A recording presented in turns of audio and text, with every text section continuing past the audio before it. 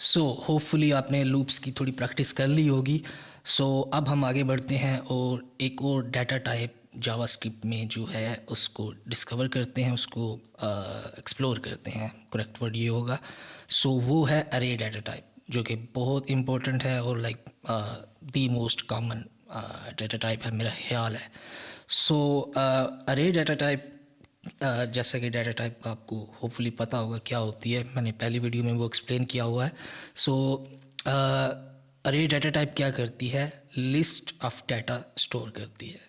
सो अगर आपके पास कोई भी डाटा स्टोर करने के लिए है और वो एक लिस्ट की फॉर्म में है, लाइक वो मल्टीपल है, एक से ज़्यादा, सो आपको वहाँ पे अरे यूज़ करनी होगी।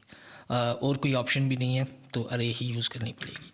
सो फॉर एग्ज़ाम्पल आप अपनी क्लास के स्टूडेंट्स जो है उनकी लिस्ट बनाना चाहते हैं, तो जैसा कि नाम से ही ज़ाहिर है कि आपको अरे यूज़ करनी पड़ेगी, क्योंकि अरे और लिस्ट जो है ना इंटरचेंजेबल लफ्ज़ है। कुछ प्रोग्रामिंग लैंग्वेजेस में इसको लिस्ट कहते हैं और कुछ में इसको अरे कहते हैं, और क्वाइट वियर्डली एक लैंग्वेज में इसको वेक्टर भी कहते हैं। खैर वो उसका भी रीज़न है क्यों कहते हैं इसको। बहरहाल हम उसको यूज़ करते हैं, तो हम एग्ज़ाम्पल वही लेते हैं जिसका अभी अभी मैंने ज़िक्र किया। तो मैं इसको स्टूडेंट्स नाम की एक अरे बनाता हूँ। अब जैसे हमने स्ट्रिंग को ऐसे डिफ़ाइन किया था, नंबर को ऐसे किया था, बुलियन को ऐसे किया था, तो अरे को डिफ़ाइन किया जाता है इन ब्रैकेट्स के साथ। इन ब्रैकेट्स को जो मर्ज़ी कह लें, क्योंकि इसके काफ़ी नाम है, लेकिन बहरहाल ये बड़ी ब्रैकेट्स इसको मैं कहूँगा। इसको यूज़ करके आप अरे लिखते हैं। तो ये इस वक्त जो है ये स्टूडेंट्स जो है इसमें एक एम्प्टी अरे स्टोर है, क्योंकि इसमें अभी हमने कुछ नहीं लिखा।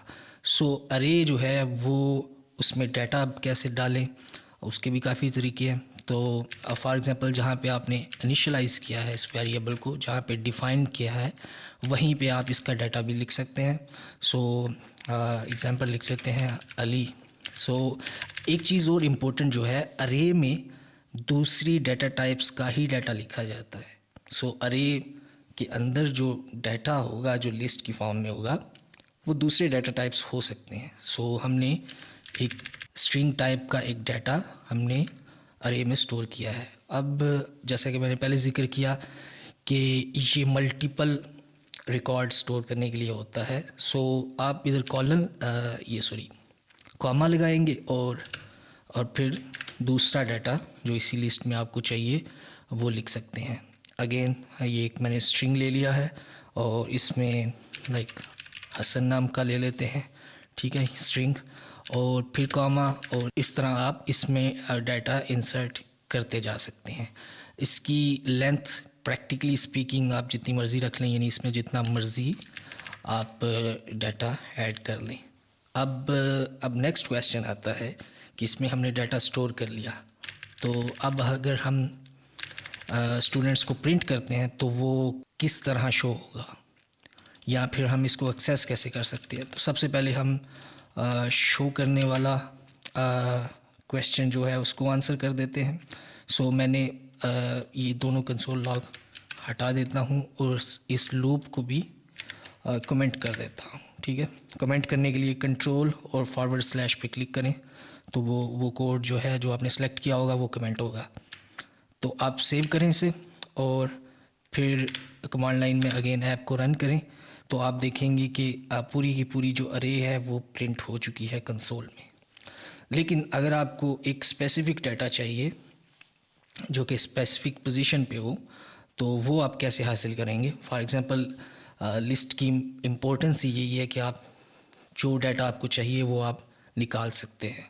सो उसके लिए जावास्क्रिप्ट में और इनफैक्ट सारी प्रोग्रामिंग लैंग्वेजेस में इंडेक्स बेस्ड एक्सेस और मैनिपुलेशन यूज़ होती है। इंडेक्स बेस्ड काफ़ी ज़्यादा वर्ड्स यूज़ करती है, लेकिन बेसिकली वो ये है कि आप जहाँ पे आप स्टूडेंट्स को एक्सेस कर रहे हैं उधर आप अगर ये वाली ब्रैकेट्स यूज़ करें और जो आइटम आपको चाहिए उस अरे में से उसका इंडेक्स लिखते हैं, तो वो आइटम जो है वो आपके पास एक्सेस हो जाएगी। सो यहाँ पे फॉर लूप्स के रिलेटेड एक चीज़ आती है कि यहाँ पे इंडेक्स जो है वो ज़ीरो से शुरू होता है। सो ये ज़ीरो पोजीशन पे है, ये फर्स्ट पोजीशन पे है, ये सेकंड पोजीशन पे है, ठीक है। तो मैं अगर अली को एक्सेस करना चाहता हूँ तो मैं ज़ीरो पोजीशन इधर लिखूँगा और सेव करता हूँ। और अब अगर मैं कोड को रन करूँगा तो जो ज़ीरो पोजीशन पे जो डाटा है मेरी अरे में वो कंसोल में प्रिंट हो चुका है, ठीक है। सो ये इस तरह कुछ काम करता है। और फॉर एग्ज़ाम्पल अब अगर मैं हसन को एक्सेस करना चाहता हूँ तो मैं सेव करूँगा और कोड रन करूँगा तो हसन एक्सेस हो गया, ठीक है। तो ये ज़ीरो बेस्ड इंडेक्स सिस्टम है। ऑफ कोर्स सुनने में काफ़ी डरावना लगता है, लेकिन एक्चुअली बड़ा सिंपल है ये कि आप अरे में डाटा स्टोर करते हैं और फिर उसको इंडेक्स से एक्सेस करते हैं, उसके इंडेक्स से, ठीक है। सो इस तरह कुछ ये अरेज काम करती हैं। अगेन ये डाटा टाइप्स को मैं बड़ा सिंपली एक्सप्लेन कर रहा हूँ।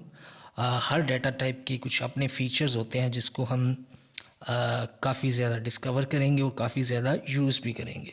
सो वो ऑफ कोर्स फ्यूचर वीडियोस में करेंगे। फ़िलहाल आपको सिर्फ यही जानने की ज़रूरत है कि अरे एक डाटा टाइप है जिसमें आप मल्टीपल डाटा टाइप्स जो हैं वो स्टोर कर सकते हैं, ठीक है। जैसा कि हमने स्ट्रिंग्स को एक अरे में स्टोर किया और फिर हमने उसको एक्सेस भी किया।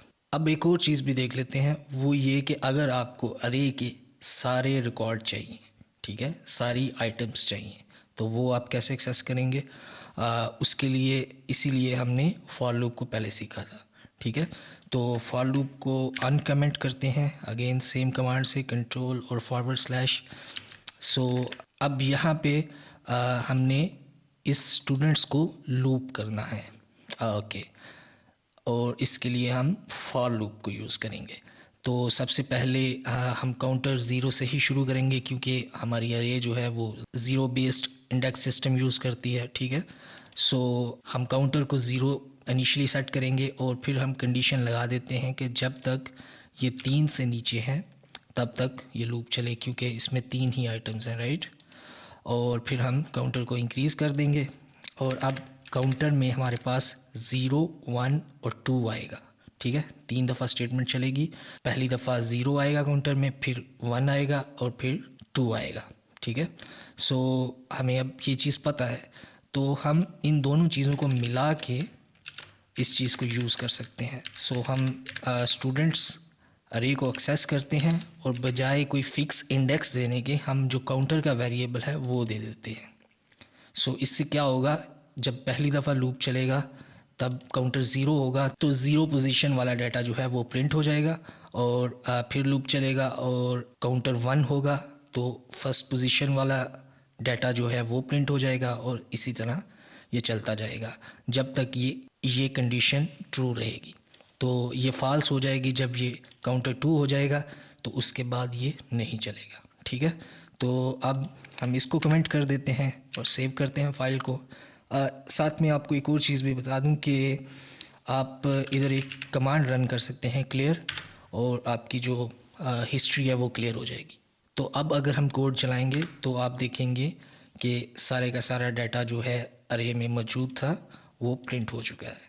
सो कुछ इस तरह से हम फॉर लूप और अरेज को मिला के यूज़ करते हैं, ठीक है। इसके ईज़ियर ऑप्शन भी हैं क्योंकि ये काफ़ी मैं जानता हूँ कि ये थोड़ा स्केरी लगेगा, लेकिन ईज़ियर तरीका जो है वो हम बाद में देखेंगे, ठीक है। सो फ़िलहाल के लिए आप फॉर लूप्स और अरेज की प्रैक्टिस कर सकते हैं। आप मैनुअली इंडेक्स कर सकते हैं आइटम्स को, या फिर लूप के ज़रिए सारी की सारी आइटम्स को एक्सेस कर सकते हैं। अच्छा, एक चीज़ आपने नोट की होगी कि मैंने इधर 3 नंबर दिया था, और ताकि ये सिर्फ उतने ही इंडेक्स यूज़ करे, ये वाली स्टेटमेंट, जितने इस अरे में अवेलेबल है, राइट। लेकिन फ्यूचर में ये हो सकता है कि आप इस अरे में एक और रिकॉर्ड ऐड करें, लाइक ये मैंने एक और स्ट्रिंग ऐड कर दिया, और अब अगर मैं कोड को चलाऊंगा तो आप देखेंगे मेरा नाम जो है वो प्रिंट नहीं हुआ। उसकी वजह क्या है? क्योंकि काउंटर सिर्फ 2 तक गिनती कर रहा है। सो हमें इसको भी चेंज करना पड़ेगा, तो इसको 4 कर देंगे अगर हम, तो कोड सही चलेगा। लेकिन ये बार बार चेंज करना और इन चीज़ों का ट्रैक रखना थोड़ा मुश्किल होता है। सो उसका ईज़ियर ऑप्शन ये है कि हम स्टूडेंट्स को इधर पेस्ट करें और डॉट लेंथ एक प्रॉपर्टी है, प्रॉपर्टी क्या होती है और कैसे यूज़ करनी होती है ये हम डेफिनेटली फ्यूचर वीडियोस में सीखेंगे। लेकिन फ़िलहाल सिर्फ आपको ये जानना है कि ये चीज़ जो है हमें इस अरे की लेंथ दे देगी।